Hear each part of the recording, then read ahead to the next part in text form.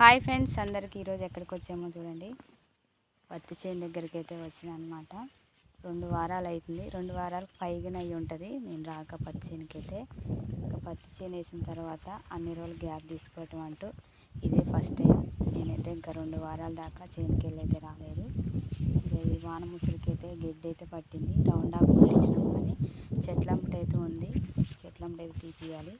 గడ్డి అయితే పత్తి చేను అయితే ఈ హైట్లో ఉంది ఫ్రెండ్స్. నాకు ఇక్కడికైతే వచ్చేసింది అనమాట మా పత్తి చేను అయితే.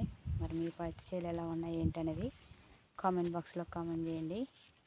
పత్తి చేను మొత్తానికైతే ఇలా ఉంది. బోధి పత్తి వేయటం ఫస్ట్ టైం.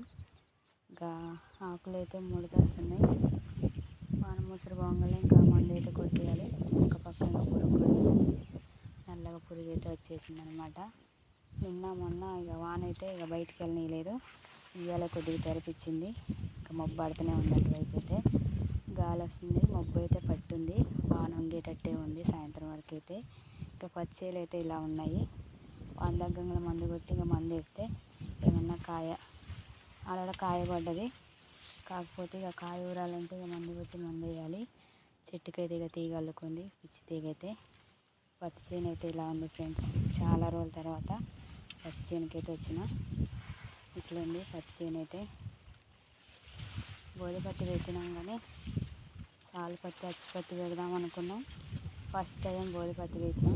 బెటర్గానే ఉంది ఇప్పటికైతే. కాకపోతే చిన్న చెట్లకు కూడా కాయ పడ్డది. ఎదిగిన తర్వాత పడితే బాగుండేది. ఇంకా ఈ హైట్లోనే కాయ పడితే ఇది ఏం ఎదిగిద్ది.